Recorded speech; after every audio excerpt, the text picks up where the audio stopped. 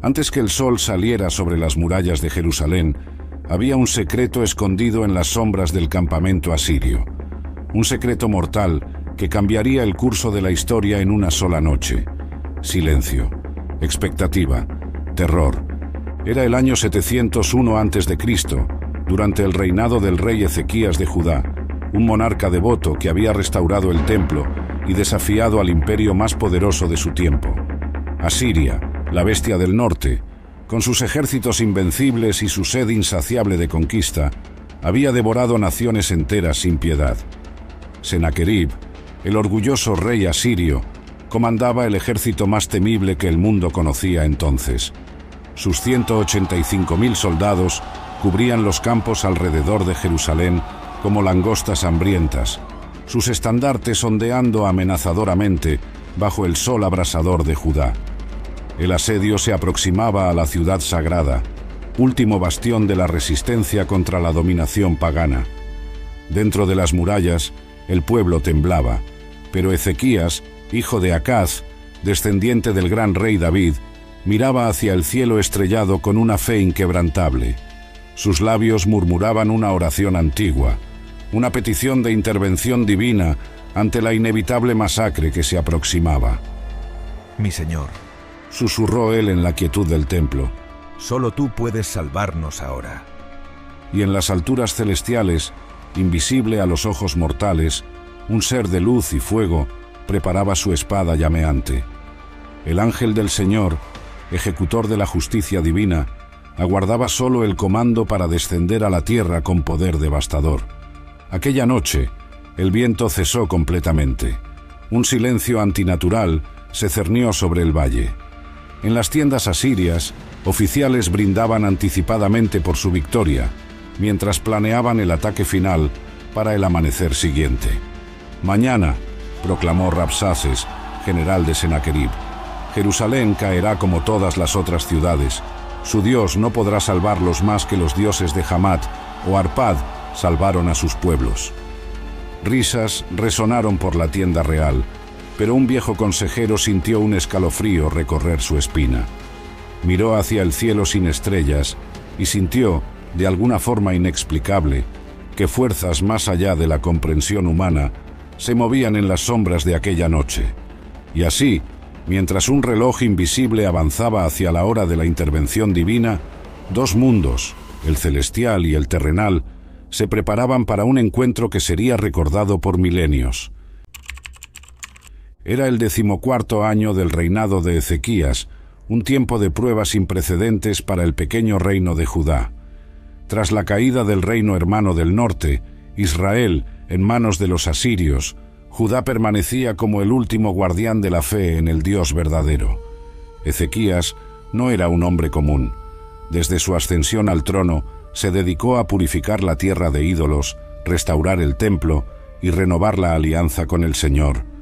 «Confiaré en el Dios de Israel», declaró él al pueblo reunido en el templo recién purificado, «pues solo Él es el escudo y la fortaleza de Judá». Senaquerib, por otro lado, personificaba el poder terrenal en su forma más brutal. Su imperio se extendía desde las montañas de Persia hasta las llanuras de Egipto. Reyes temblaban al simple susurro de su nombre, y ciudades enteras eran arrasadas al menor signo de resistencia.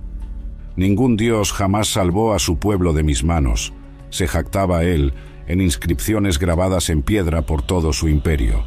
«Soy el flagelo enviado por los grandes dioses de Asiria para castigar a los rebeldes». El conflicto entre estos dos hombres, un humilde siervo del Dios invisible y un tirano que se consideraba casi divino, estaba a punto de culminar en un enfrentamiento de proporciones cósmicas. Las primeras noticias de la invasión asiria llegaron a Jerusalén a través de refugiados exhaustos. «Vienen como una tormenta», gritaban hombres cubiertos de polvo y sangre. «Laquis ha caído. Todas las ciudades fortificadas están siendo destruidas». Ezequías convocó a su consejo. Algunos defendían la rendición inmediata, otros sugerían alianzas con Egipto, pero el profeta Isaías, con sus ojos ardientes y barba blanca, entró en la cámara del consejo sin ser anunciado. Así dice el Señor: proclamó con voz atronadora: No temas al asirio que te amenaza con palabras arrogantes. Yo pondré un espíritu en él, y él oirá un rumor, y regresará a su tierra, donde caerá por la espada. Aquella misma noche, 3 emisarios asirios llegaron a las puertas de Jerusalén.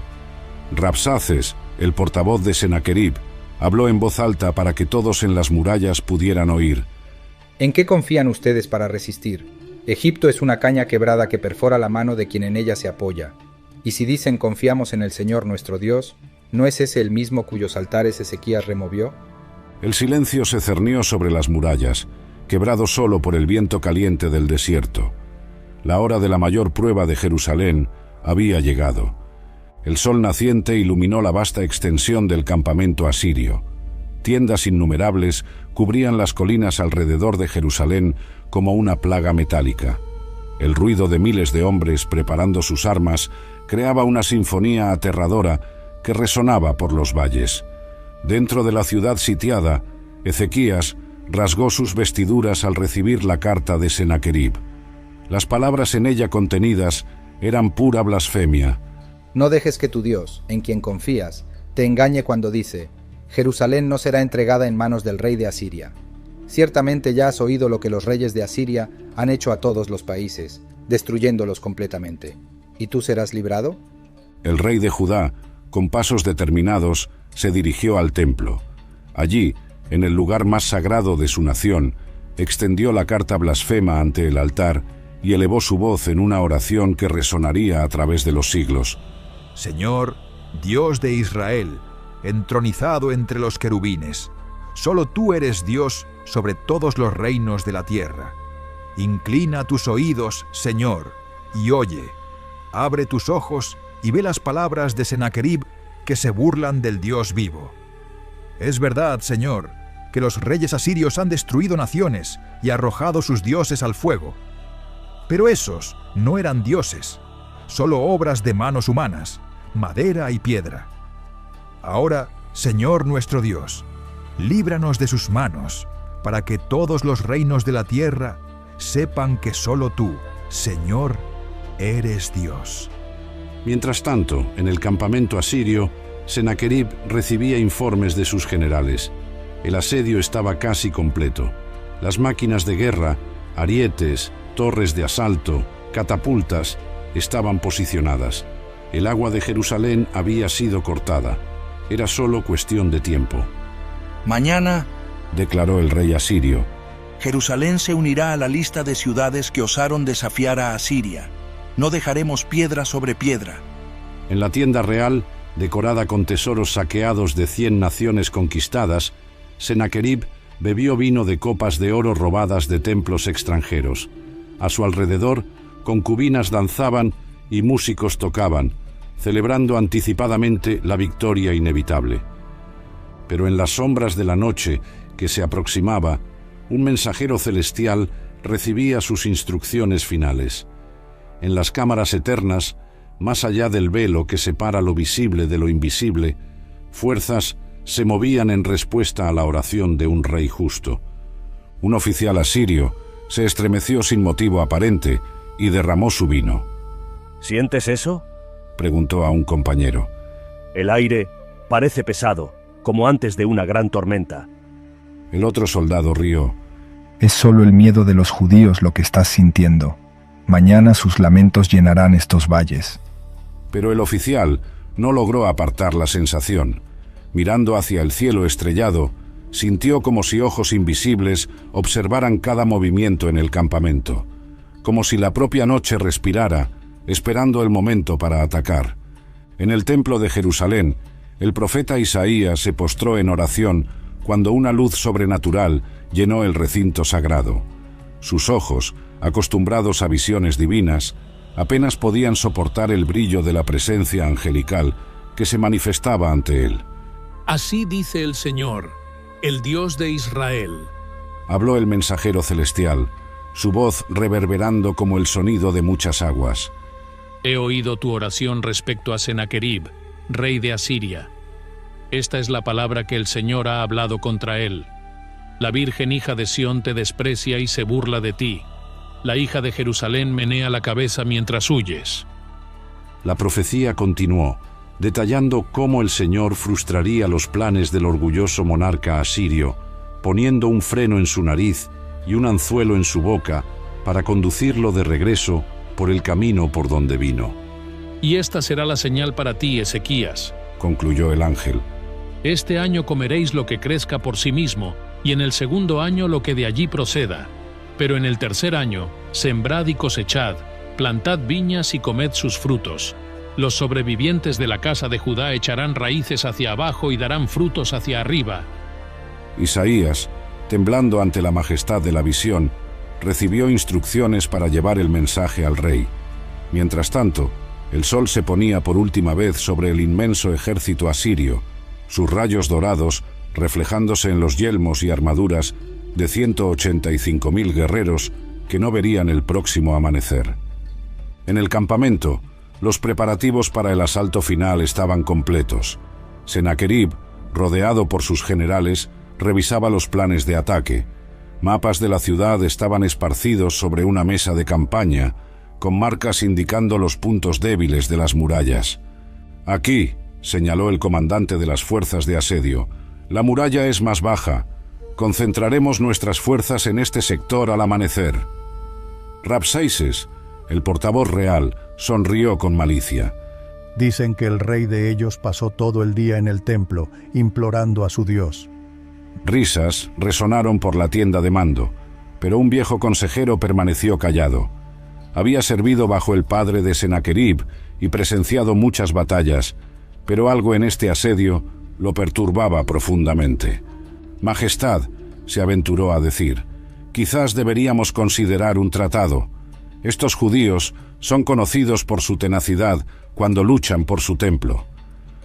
Los ojos de Sennacherib destellaron de furia. ¿Acobardándote en la víspera de la victoria, viejo? Quizás tu tiempo de utilidad ha llegado a su fin. El consejero se inclinó en sumisión, pero sus ojos traicionaban la preocupación. Al salir de la tienda real, miró hacia el cielo nocturno, donde estrellas brillaban con intensidad inusual sobre Jerusalén. Un presentimiento sombrío asaltó su corazón, como si los propios cielos estuvieran a punto de intervenir en el curso de la historia humana. La noche cayó sobre la tierra de Judá como un manto pesado, trayendo consigo un silencio sobrenatural. En las calles estrechas de Jerusalén, familias se reunían en sus casas, encendiendo lámparas y orando por última vez antes de lo que muchos temían fuera su día final. Madres abrazaban a sus hijos, susurrando promesas de protección que no sabían si podrían cumplir. En el palacio, Ezequías convocó a sus oficiales más confiables. El profeta Isaías acababa de transmitir el mensaje divino, una promesa de liberación tan extraordinaria que pocos osaban creer completamente. «Preparen a los hombres», ordenó el rey, su voz firme a pesar de la tensión visible en su rostro. «Si el Señor entrega a los asirios en nuestras manos conforme prometió, debemos estar listos para perseguirlos. Ninguno de nosotros dormirá esta noche». Mientras tanto, en el vasto campamento asirio, una atmósfera extraña comenzaba a formarse.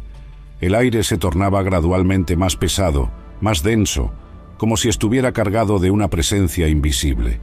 Perros de guerra, entrenados para enfrentar sin miedo a cualquier enemigo mortal, comenzaron a aullar y retroceder hacia sus jaulas. Caballos inquietos relinchaban y pateaban el suelo. Un guardia en la periferia del campamento sintió un escalofrío recorrer su espina. Había algo en la oscuridad más allá de las luces del campamento, algo que sus ojos no podían ver, pero que su alma podía sentir. «¿Ves algo?», Srenia preguntó a su compañero, su mano apretando nerviosamente el mango de la espada. «Nada», respondió el otro. «Pero, ¿sientes eso? Es como si el propio aire estuviera vivo». En los cielos, invisible a los ojos mortales, un único ángel se preparaba para cumplir la sentencia divina.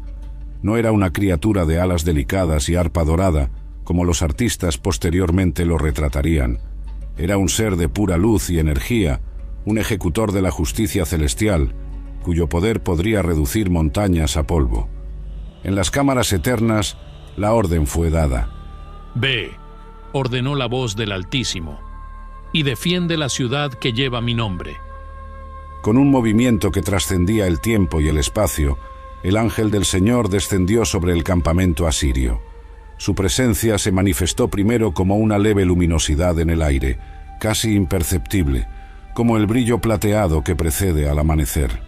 Sennacherib, en su tienda real, sintió un inexplicable malestar. Se levantó de su lecho dorado y caminó hasta la entrada de la tienda, apartando las cortinas bordadas para mirar hacia el cielo nocturno. «Algo está mal», murmuró para sí mismo, sus ojos escudriñando las estrellas como si buscara una señal. Por un instante, tan breve que después se convenció de haberlo imaginado, pareció ver una figura luminosa flotando sobre su ejército. En aquel momento preciso, el primer guardia asirio cayó silenciosamente, como si un soplo invisible hubiera extinguido la llama de su vida. No hubo gritos, no hubo sangre, solo el silencio de la muerte instantánea que comenzaba a extenderse por el campamento como una ola imparable. La muerte vino como un viento silencioso, barriendo el campamento asirio fila por fila. No hubo lucha, no hubo resistencia posible contra ese enemigo invisible e implacable. El ángel del Señor se movía entre las tiendas como una neblina luminosa, y por donde pasaba, la vida se extinguía. Soldados caían en medio de frases inacabadas, centinelas se desplomaban en sus puestos, los ojos aún abiertos en expresión de sorpresa. Capitanes experimentados en 100 batallas sucumbían sin tiempo de desenvainar sus espadas. Una franja mortal de silencio se expandía desde el centro del campamento hacia sus bordes.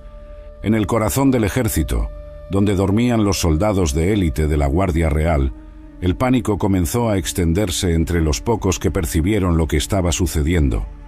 Un joven oficial, despertando para cambiar de turno, encontró a su comandante caído, el cuerpo aún caliente pero sin vida. «¡A las armas!», «Componen placement», gritó él, su voz quebrando el silencio sobrenatural. «Estamos bajo ataque».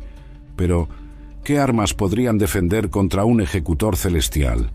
Flechas disparadas en la oscuridad atravesaban solo el aire vacío. Espadas cortaban solo sombras. Era como luchar contra el propio viento. Sennacherib, arrancado de su sueño por los gritos de alarma, salió tambaleándose de su tienda real, rodeado por guardaespaldas que caían uno tras otro a su alrededor. Sus ojos desorbitados presenciaron una escena más allá de la comprensión humana. Soldados desplomándose sin heridas visibles, como marionetas cuyos hilos fueron cortados. ¿Qué es esto?, rugió el monarca, el terror reemplazando su orgullo habitual. ¿Qué hechicería es esta? Un viejo sacerdote asirio, que acompañaba al ejército para realizar sacrificios a los dioses de la guerra, se postró ante el rey, su cuerpo temblando incontrolablemente. «Es la mano de un dios, majestad», balbuceó él, «no de nuestros dioses, sino del Dios de Judá, aquel a quien desafiamos».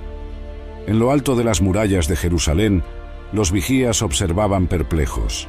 El inmenso campamento asirio, momentos antes bullendo de actividad incluso durante la noche, ahora presentaba un patrón extraño.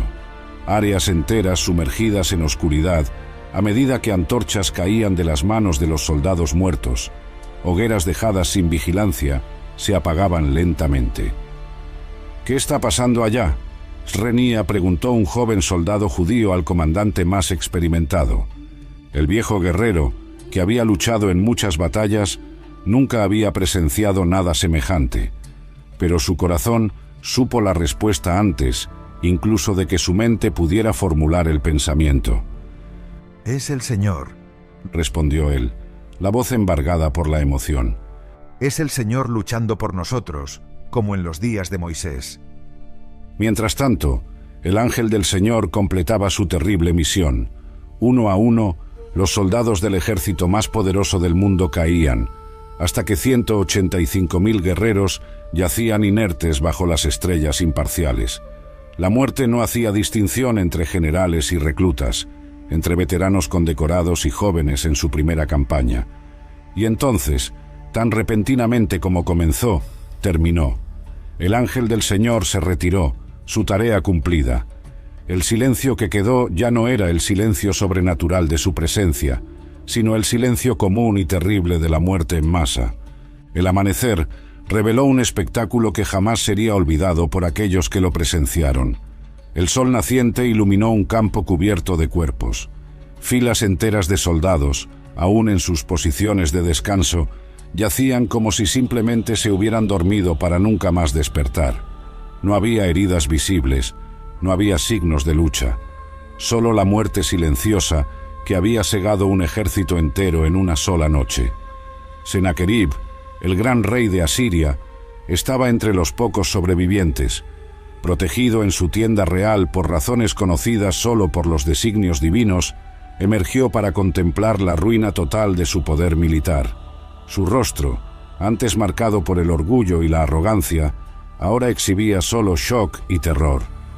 185.000, murmuró uno de los pocos oficiales sobrevivientes, contabilizando las pérdidas. Toda la fuerza de ataque, todos los arqueros, toda la caballería, todos muertos. Desde lo alto de las murallas de Jerusalén, centinelas observaban atónitos la escena que se desarrollaba en la llanura. Donde antes había un mar de tiendas y estandartes, ahora existía solo un campo de muerte. Las noticias se extendieron rápidamente por la ciudad sitiada. «¡Vengan a ver!», srenía gritaban los guardias. «¡Vengan a presenciar lo que el Señor ha hecho esta noche!». Ezequías, acompañado por Isaías y sus consejeros, subió a las murallas para ver con sus propios ojos el milagro de la liberación. Por largos momentos, el rey permaneció en silencio, sobrecogido por la magnitud de la intervención divina. Así el Señor defendió Jerusalén, declaró finalmente Isaías, su voz llena de reverencia. No por la fuerza de arco o espada, no por la sabiduría de los hombres, sino por el poder de su brazo extendido. En el campamento asirio, el caos reinaba entre los sobrevivientes. Oficiales intentaban en vano mantener el orden mientras soldados huían en pánico, convencidos de que permanecer en las proximidades de Jerusalén significaría enfrentar el mismo destino que sus compañeros. Sennacherib, el conquistador que había subyugado naciones, ahora se encontraba dominado por el miedo. Sus manos temblaban mientras ordenaba la retirada inmediata. «Preparen mi carruaje», ordenó, evitando mirar hacia el campo de cuerpos. «Partiremos hacia Nínive antes de que el sol alcance su cenit». Un viejo consejero, aquel mismo que había sugerido cautela la noche anterior, se aproximó al rey con pasos vacilantes. «Majestad», dijo él, su voz poco más que un susurro, «¿qué diremos cuando lleguemos a Nínive? ¿Cómo explicaremos esta derrota?» Los ojos de Sennacherib destellaron con un vestigio de su antiguo orgullo. «Diremos que una plaga golpeó el campamento, una enfermedad súbita y mortal. Nunca hablaremos del Dios de los judíos». Pero mientras las palabras dejaban sus labios, el rey sabía que estaba mintiéndose a sí mismo. En su corazón, una certeza terrible se había instalado. Había desafiado a un poder mayor que todos los dioses de Asiria, y solo por misericordia inexplicable aún respiraba. En las calles de Jerusalén, el pueblo comenzaba a reunirse en celebración espontánea. Cánticos de alabanza resonaban desde las casas y el templo.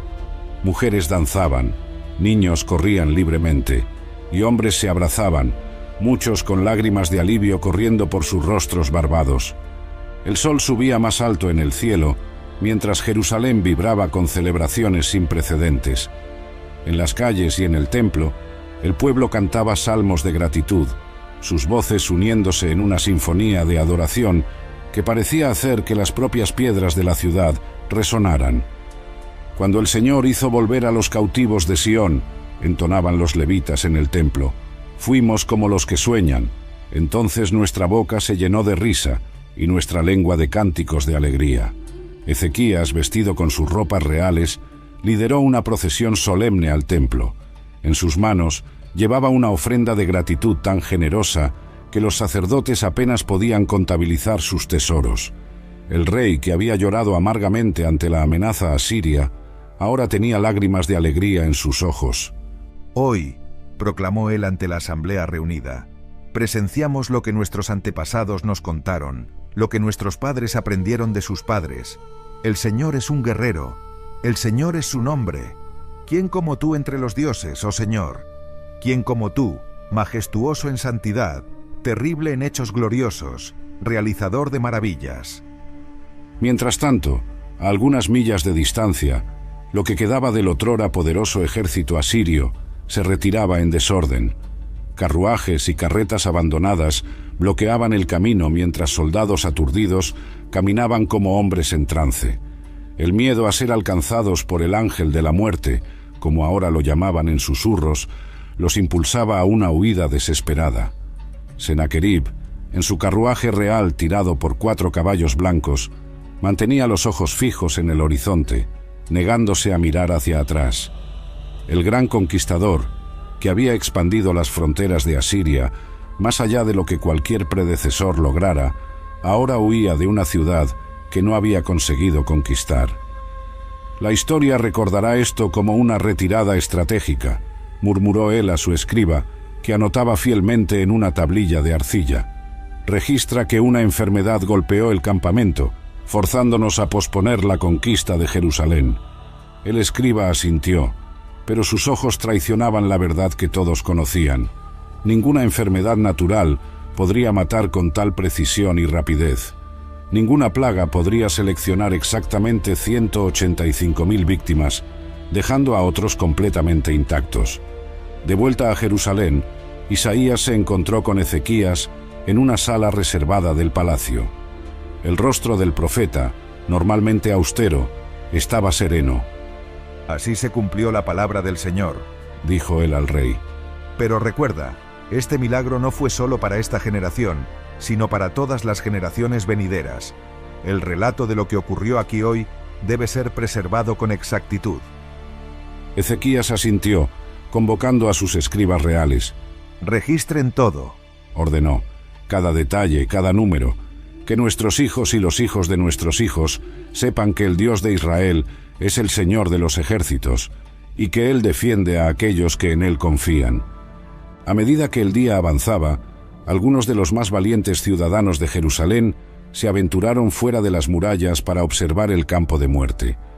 Lo que vieron desafiaba la comprensión. Filas y más filas de soldados, aún en sus armaduras relucientes, yacían como si hubieran sido tocados por un dedo invisible. Un joven sacerdote, caminando entre los muertos, notó algo extraordinario. No había descomposición, no había el hedor habitual de la muerte. Era como si la propia corrupción vacilara en tocar a aquellos que habían caído por la mano divina. «Es una señal», dijo él a sus compañeros, «una señal de que no fue por mano humana que estos hombres perecieron». Los días que siguieron al milagro fueron de intensa actividad en Jerusalén. Por órdenes de Ezequías, grandes fosas fueron cavadas fuera de la ciudad para enterrar a los muertos del ejército asirio. Aunque fueran enemigos, el respeto por los muertos exigía que recibieran sepultura adecuada. Incluso en la victoria, debemos mostrar la dignidad que nuestro Dios nos enseña, declaró el rey, a quienes cuestionaban por qué deberían tomarse la molestia de enterrar a sus enemigos. A medida que el trabajo proseguía, informes comenzaban a llegar de otras ciudades de Judá. El miedo que había dominado a la nación durante el avance asirio se transformaba en celebración. Comitivas de líderes de aldeas y ciudades vecinas llegaban diariamente a Jerusalén, trayendo ofrendas de gratitud al templo y regalos para el rey Ezequías. «El Señor cumplió su palabra», dijo el administrador del templo al contabilizar las ofrendas que llegaban. Él prometió que Jerusalén sería un lugar donde las naciones traerían sus tesoros, y mira, esto comienza a suceder. En las semanas siguientes, mensajeros de reinos distantes llegaron a la ciudad santa. Incluso naciones que habían vacilado en oponerse a Asiria, ahora enviaban emisarios con regalos y propuestas de alianzas. El pequeño reino de Judá, que parecía destinado a la extinción, repentinamente se encontraba en el centro de las atenciones diplomáticas del mundo conocido. Un embajador babilonio, representando al rey Merodach Baladán, se presentó en el palacio con magníficos regalos y una carta sellada. «Mi señor ha oído sobre su enfermedad y recuperación milagrosa», declaró el embajador, refiriéndose a un episodio anterior en la vida de Ezequías, y ahora sobre esta impresionante victoria contra Sennacherib. Él desea establecer lazos de amistad con un rey tan evidentemente favorecido por los dioses. Ezequías, halagado por la atención, mostró a los babilonios todos los tesoros de su reino, una decisión que más tarde sería severamente criticada por Isaías. Mientras tanto, en Nínive, capital de Asiria, Sennacherib llegaba con los restos de su ejército derrotado. La entrada en la ciudad fue organizada para minimizar la apariencia de derrota, con los soldados sobrevivientes marchando en formación, como si regresaran de una campaña exitosa. En los salones del palacio, sin embargo, la verdad era conocida. Consejeros hablaban en susurros sobre el desastre de Jerusalén, y sacerdotes de los dioses asirios realizaban rituales de purificación, temiendo que la ira del Dios de Israel pudiera seguir a Sennacherib hasta su capital. El propio rey se volvió cada vez más paranoico y cruel. Cualquier mención a la campaña fracasada contra Judá era castigada con extrema severidad. Los escribas recibieron órdenes de registrar una versión modificada de los eventos, alegando que Ezequías había sido aprisionado en Jerusalén como un pájaro en una jaula y forzado a pagar un pesado tributo. «Nadie debe saber la verdad», ordenó Sennacherib a su círculo más íntimo. «Cualquiera que hable sobre un ángel o un dios extranjero destruyendo nuestro ejército enfrentará la muerte». Pero los rumores eran imposibles de contener. Mercaderes, diplomáticos y espías llevaban la extraordinaria historia a todos los rincones del mundo conocido. En tabernas de Damasco, en los muelles de Tiro y en los mercados de Egipto, hombres se reunían para escuchar relatos de la noche en que el Dios de Israel destruyó al ejército asirio. En Jerusalén, Ezequías implementó amplias reformas, fortalecido por su nuevo prestigio. Templos y altares paganos que aún quedaban en los lugares altos fueron demolidos. El sistema de defensa de la ciudad fue reforzado, con especial atención a la famosa fuente de Gijón, cuyas aguas el rey había desviado a través de un túnel hacia el interior de la ciudad antes del asedio. «El Señor nos defendió esta vez por un milagro», explicó a sus consejeros, «pero eso no significa que debamos relajar nuestra vigilancia o descuidar nuestras defensas». El profeta Isaías, ahora venerado como nunca antes, continuaba profiriendo oráculos que eran cuidadosamente registrados por sus discípulos. Sus palabras sobre el futuro de Israel y de las naciones, sobre un Mesías venidero y un tiempo de paz universal, ganaban nueva credibilidad tras el dramático cumplimiento de su profecía contra Asiria. «Recuerden», decía frecuentemente a quienes se reunían para escucharlo, «lo que hemos presenciado no fue el fin, sino una señal, un símbolo de lo que está por venir, cuando el Señor establezca su reino eterno y todas las naciones vendrán a la montaña del Señor».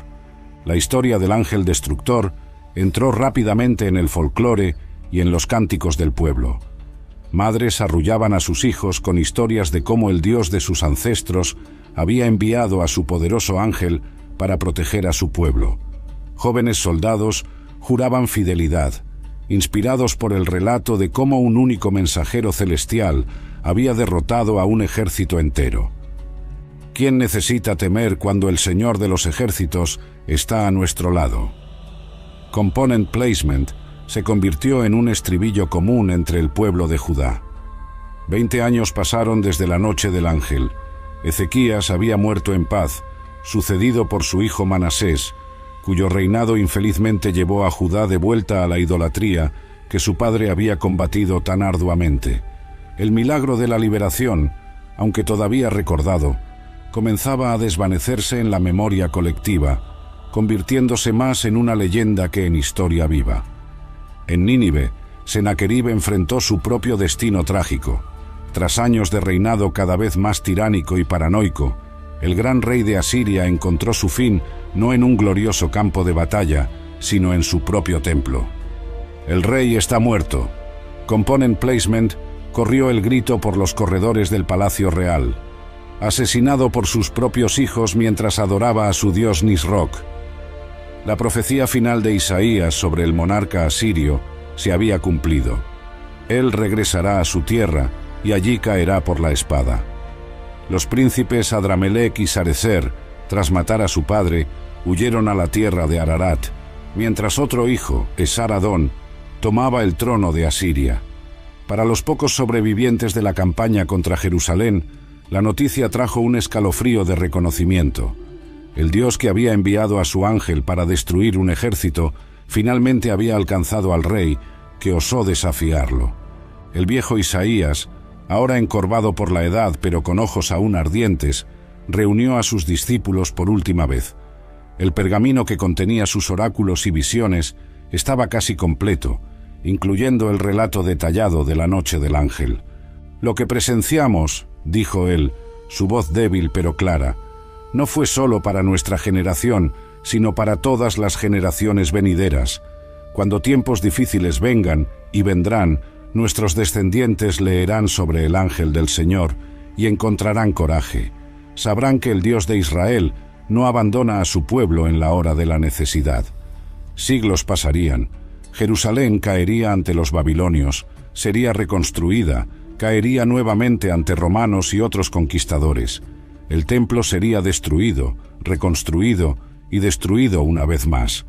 Pero la historia del ángel que mató a 185.000 asirios en una sola noche permanecería viva, en los textos sagrados, en los corazones del pueblo, y en la fe inquebrantable de que, en el momento crítico, el Dios de Israel puede intervenir directamente en la historia humana.